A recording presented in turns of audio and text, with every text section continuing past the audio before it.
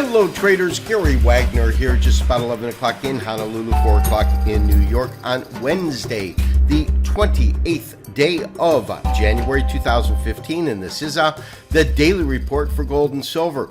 Interesting day in the market as we concluded the FOMC meeting. Economy is solid, but a couple of mixed messages because the Dow, which was trading higher during the day, closed again dramatically lower. We have gold, silver, and platinum under pressure. We have the dollar higher today and crude oil dramatically lower on the day. First to gold, currently trading off about $7 on the day, $12.85 and change. It has had a low of $12.81.70 and a high of $12.92.30. Silver also trading lower on the day, off about 6 cents, below 18 now at 17.97. The high 18.11, the low 17.92. More on silver in a little bit, but first to some housekeeping as to our current trades. If you recall from yesterday's show, we did mark ourselves out with a substantial profit in our silver trade. We did not mark ourselves out in gold. Upon reviewing the data which has come in, and to do that, I've pulled up a 230-minute chart. We can see that the lows that it hit right in here were roughly at around 72. So we had our stop just below 1274. Of course, we got in at 1217.50.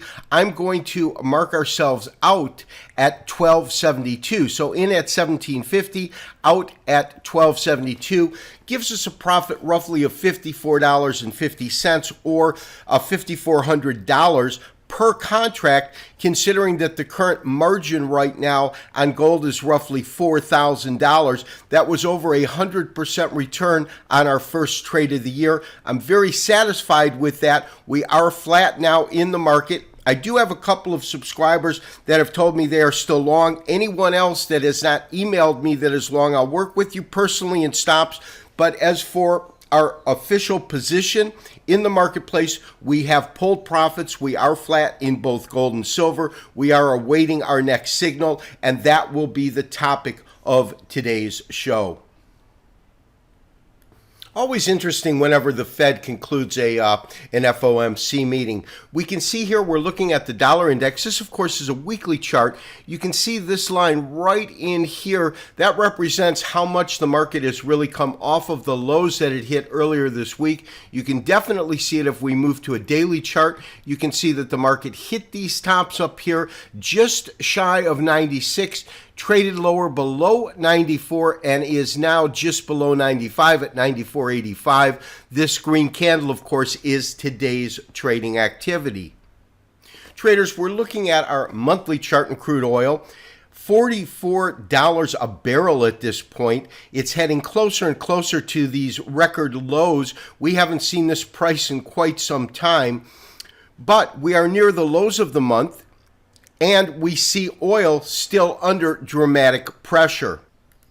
We're looking at a 720-minute chart. This is the Standard & Poor's E-mini. Look at this dramatic action. This is the second half of the market day, 720. Of course, you can see that the market did not react favorably to what the Fed said. I don't know if they're simply looking at the short-term aspect of any statements, but basically, the Fed said that the economy was solid. I believe that was the word that they used. The real question here on a technical basis, because I can't ascertain fundamentals in the thinking of the Fed, but we've identified roughly, because we've seen this area kind of hold to a degree. Here it did hold, of course, but we've identified this area, roughly call it 1980 to 1985 as a potential area to find support. This market, we do know where resistance is, and resistance is at this high at 90, and now we have this double top here roughly at 2060. So we've identified resistance in the market. The real question is whether or not support can hold in this area of, call it 1980, 1985. We're close to it again. We're now at 1991. And so what does that mean for gold and the precious metals complex? Well, to really ascertain or to look at it, there's a couple of things that we definitely need to note. First of all, let's look at an interim picture of gold, because that's to me what's important. We started at this low of 1130. The market comes in, finds real resistance at, call it 1240, 1238, corresponds to a 50% retracement, and then the market came under pressure and came back down. Now, the interesting thing is, when it came back down, it gave us our first clue that we could be looking at something different because we had a higher low. However, we didn't get a higher high. Now, we entered the trade right here. That's what this arrow is for, and that was really what we saw, was that we had a definitive breakout above long-standing resistance right in here. So that's what got us long and put us into the trade that we've just marked ourselves out of right in this area. And the interesting thing is, as this market rallied, first of all, look at this almost straight linear line up. But as this market rallied, it did in fact take out this former high right in here. I believe this is 54. And then traded even above this high here, which is 94. And so we absolutely got a new high. So we got a higher high and a higher low on this last occasion. Now, my sense is right now that we're probably going to see, and this of course again is on a technical basis, some downside pressure in the market because we've hit this high, we've backed off this high. The interesting thing is we are absolutely getting some kind of consolidation in this market. And this consolidation tells me we could flip it back up to the upside. But on a technical basis, I would look for some more softening or profit taking in the market as we've taken profits, and I would look for these numbers roughly at about 1263, 1264. It corresponds to a 14-day moving average. That's what this orange number is here, as well as a 61% retracement. That's this number here. So what are we looking to do in terms of strategy? Well, right now, we've pulled tremendous profits out of our first trade in both gold and silver. We are in a holding pattern, and my sense is this. I am a buyer in this market if we break back above 94. That would be the point I'd like to see us take out, because if we take out this 1294 area, in other words, get some sort of consolidation in the market and pop back up, I think that the next real level that this market's going to make a play for is 1321. However, as I said, we'd need to see the market break above 94 before I would take action to the upside. I'll buy the breakout. I'm not going to buy this dip because I'm not convinced that this dip is over. It could very well be, but we haven't gotten the technical evidence that it is in that area. If we see this market continue under pressure, therefore, I would look, as I said, at this area.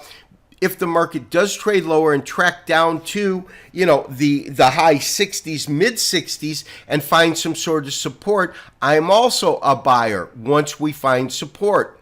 However, if the market continues to break lower and breaks below this particular point, well, then we really have to look at our next level, which is about 1238. And the key with 1238 is really this top here.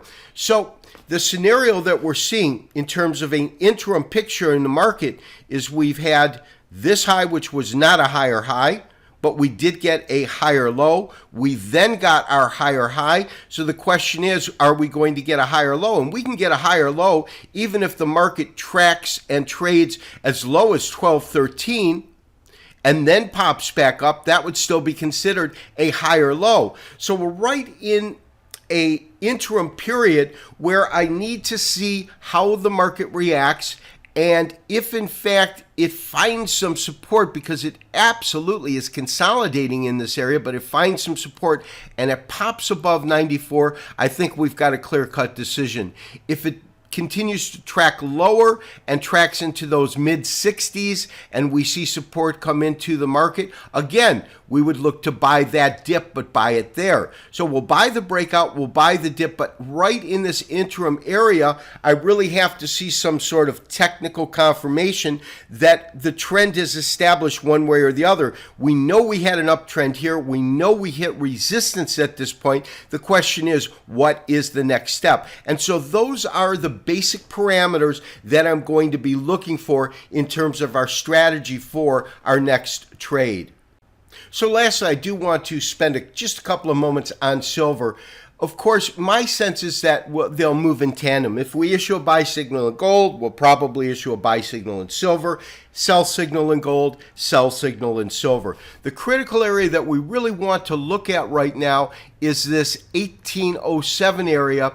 You can see, and we talked about this infinitum over the last couple of days, we have a tremendous amount of history at this price point throughout 2013 and 2014. In which this area was supportive. It was supportive up until the point in October of 2014 that it broke below right in here and then had this dramatic surge. I remember this day. This is the Monday following Thanksgiving weekend, and we had this tremendous liquidity issue in the market. Like liquidity really broke the market down to 14. Never saw it before, never saw it again. And now it's really fought very, very eloquently to move back off of that low. That's a $4 move, of course, from 14 to 18, and so it's made that $4 move. And so the question is, will it have the momentum to break above this point? You can see that this is absolutely resistance. So a breakout in gold, what did we say, 1294, I think would correspond to the market breaking hard above 18, and we would act accordingly. This has been Gary Wagner, wishing you as always good trading. We'll talk to you tomorrow for another daily update and review. We've had great trading so far this year. Bye-bye.